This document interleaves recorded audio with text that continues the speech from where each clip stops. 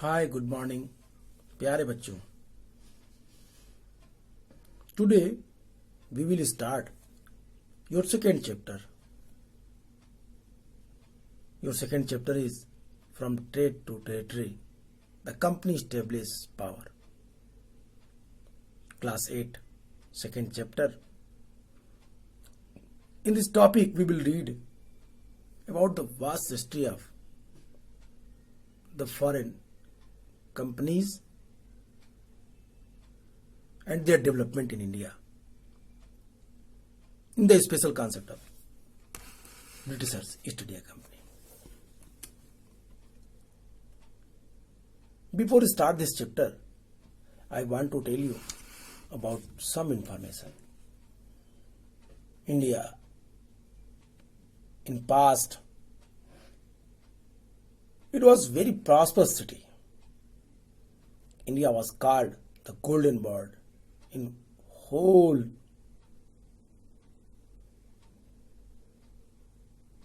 World. सोने की चिड़िया दुनिया में कही जाती थी। Everyone attracted towards India. Bharat की तरफ सभी अट्रैक्ट होते थे इसकी संपन्नता के आधार पे। India was famous for their goods, their cottons and their spices also. And as far as the matter of spice, मसाले, इस साउथ ईस्ट एशिया के सारे देश इसके लिए फेमस थे, बट इंडिया में और भी सारी चीजें थी। अमीर खुसरो ने लिखा है कि हिंदुस्तान ने दुनिया को 3 बेशकीमती चीजें दी। पहली कहता है कॉटन, दूसरी कहता है पंचतंत्र, तीसरी कहता है गिनती के साथ साथ एक नया विज्ञान। इंटेलेक्चुअलिटी के बारे में, इंडिया के विविधता के बारे में विस्तार से लिखता है। 11वीं सेंचुरी की बुक थी जिसमें इन सारी बातों का उल्लेख कर रहा था। आज हम इस चैप्टर में इन्हीं सारे बिंदुओं पे बात करेंगे। भारत में कैसे अंग्रेजों का आगमन हुआ, कैसे उन्होंने व्यापारिक कंपनी के रूप में अपनी शुरुआत की और कैसे वो धीरे धीरे धीरे धीरे विकास की गति को प्राप्त किए। भारत में पूरी तरीके से भारत को उन्होंने अपने कंट्रोल में कर लिया। उनके समकालीन और भी विदेशी कंपनियां, व्यापारिक कंपनियां भारत में आई थी, वो अपने को स्थापित करने में सफल न रहीं और फाइनली ब्रिटिशर्स ने भारत पे पूरी तरीके से कंट्रोल कर लिया। इन चीजों को हम देखेंगे। ये अपने में एक यूनिक और एक महत्वपूर्ण बात थी। But before this, we have to start your chapter. Yet, I hope कि आप इसके पहले के इतिहास को जाने होंगे। क्लास 7th स्टैंडर्ड की हिस्ट्री को आपने पढ़ा होगा। You might understand about that before Britishers' arrival in India, Mughal ruled. It means Aurangzeb was the last of the powerful Mughal rulers. He established control over the very large part of territory that is now known as India. After his death in 1707, many Mughal governors, Subedars, and big Jamidar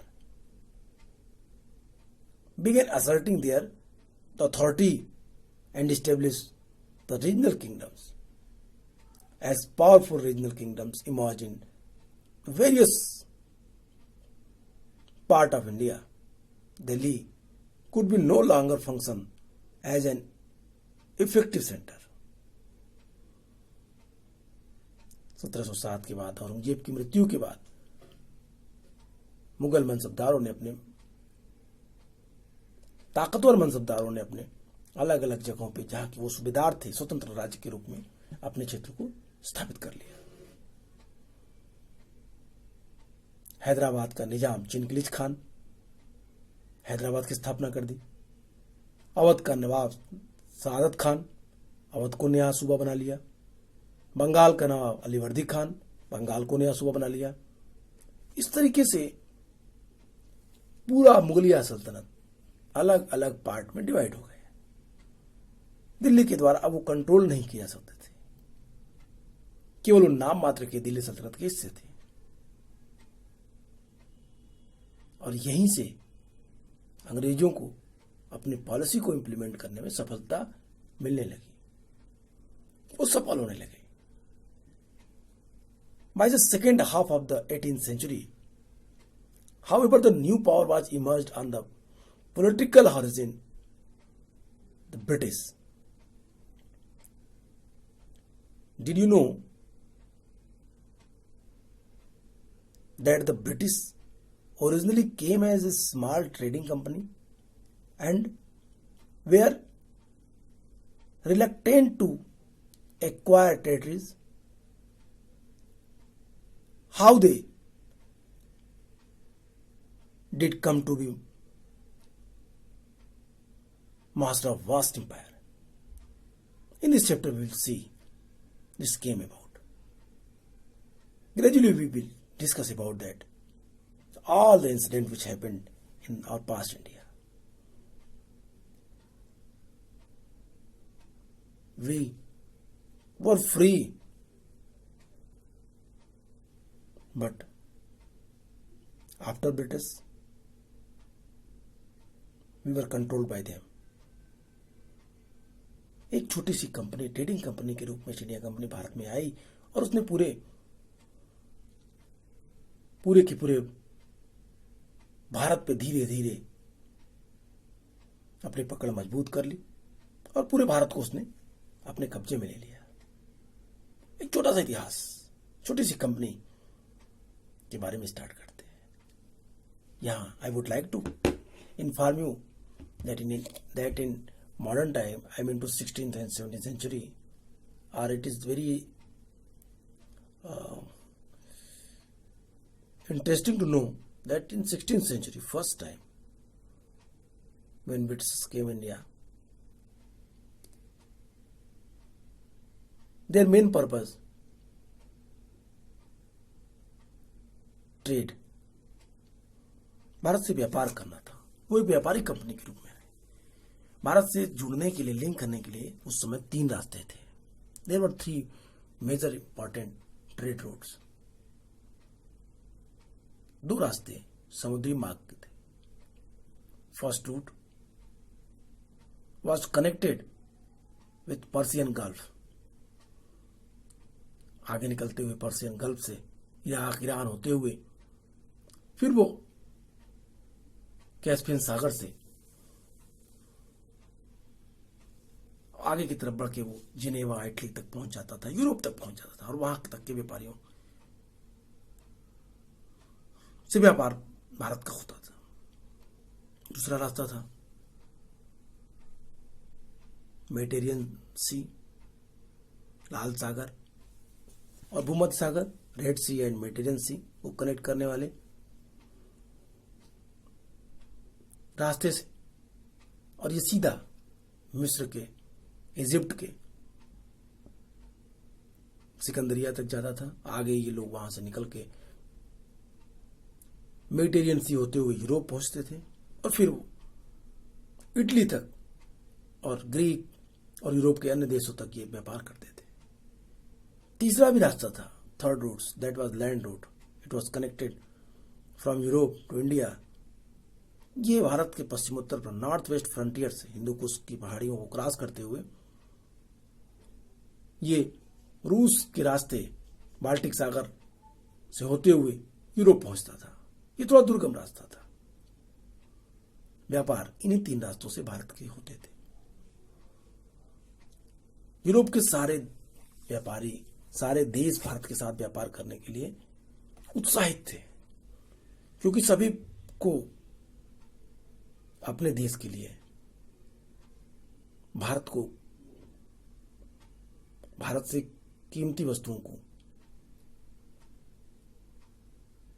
खरीदना था, या हम यूं कहें लूटने के लिए वो बड़े उत्सुक थे, उतावले थे। एक और कारण, यूरोप की जलवायु ठंडी थी, इंडिया की जलवायु उष्णकटिबंधीय थी, थोड़ा गर्म थोड़ा ठंडा। ट्रॉपिकल रीजन्स में हम आते थे। यहां पे स्पाइस सबसे महत्वपूर्ण था। ब्रिटेन के लोग जीवित रहने के लिए गोश्त, इट मीन्स मीट पे डिपेंड थे, और उन डिपेंड मीट पे गर्म करके मसाले और नमक के साथ खाने में स्वादिष्ट हो जाता था। इसलिए यूरोपियन कंट्री में मसालों की डिमांड बढ़ गई। भारत में पहली कंपनी जो भारत आई वो पुर्तगाली थी।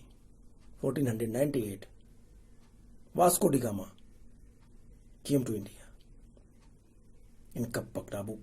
That was the port situated in Cochin now that time. एक छोटी सी जगह थी कप्पक डाबू, वहां पे पहुंचा और फिर वहां पे जमोरिन की मदद से उसने व्यापार किया। और फिर वो जो रिटर्न होता है तो यूरोप में पुर्तगाल का शासक मैनुअल फर्स्ट नेविगेटर इतना ज्यादा लाभ कमाता है उस व्यापार से कि पूरी यात्रा का 21 गुना 21 टाइम्स वो उससे लाभ कमाता है। पुर्तगाल मसालों की राजधानी के रूप में यूरोप में विकसित होता है, और ये चीजें यूरोप के अन्य देशों को भी अट्रैक्ट कर रही थी भारत के साथ व्यापार करने के लिए। इसी क्रम में दूसरी बड़ी कंपनी पुर्तगालियों के बाद डच भारत आए। उन्होंने ट्रैकुबार, मछलीपट्टनम में अपनी फैक्ट्रियां स्थापित की, लेकिन वो पूरी तरह बहुत अच्छे से सफल नहीं हुए। डचों के बाद अंग्रेज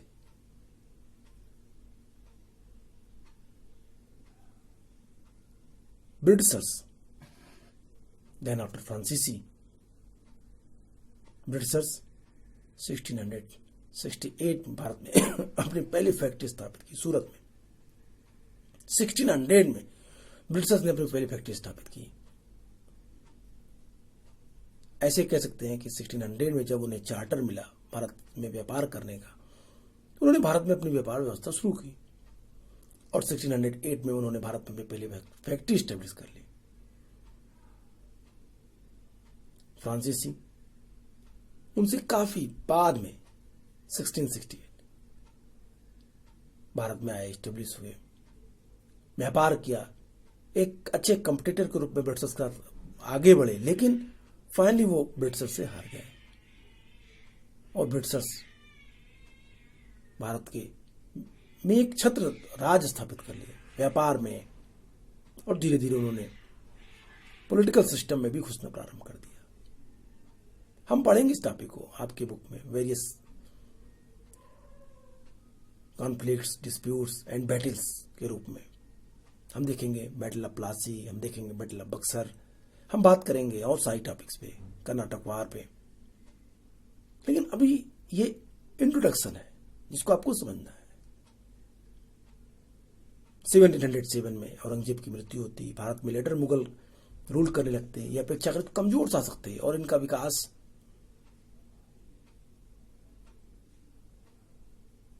भारत में धीरे धीरे कमजोर होते जा रहा था। भारत में इनकी पकड़ कमजोर होती जा रही थी, जिसका फायदा उठाया उस समय की व्यापारिक कंपनी ईस्ट इंडिया कंपनी। ये ईस्ट इंडिया कंपनी अंग्रेजों की ईस्ट इंडिया कंपनी थी। यहीं से आपका चैप्टर शुरू किया है। आपके बुक का topic east India company comes east. ध्यान से देखिए, उसमें कुछ लाइन्स है, जिन चीजों पे चर्चा की हमने वो सारी चीजों को बताते हैं। इन 1600 the east India company acquired a charter from the ruler of England. Queen Elizabeth I, guaranteeing it the sole right of trade with the East. This meant that no other trading group in England could compete with the East India Company. With this charter, company could venture across the ocean looking for a new lands from which it could buy goods at cheap price and carry them back to Europe to sell at higher price. The company didn't have to fear competition from other England trading companies. Mercantile. What do you mean by mercantile? Mercantile are business enterprises that makes profit primarily through trade, buying goods cheap and selling them at higher price. That is a definition. That is very important definition for your examination. You should note down. What is the meaning of mercantile? Mercantile trading companies in those days made profit primarily by excluding competition so that they could buy cheap and sell dear. Clear आपके इस paragraph में ये कह रहा है कि किस तरीके से उन्होंने महारानी एलिजाबेथ फर्स्ट से भारत में व्यापार करने के लिए एक चार्टर प्राप्त किया। उस चार्टर के थ्रू उन्हें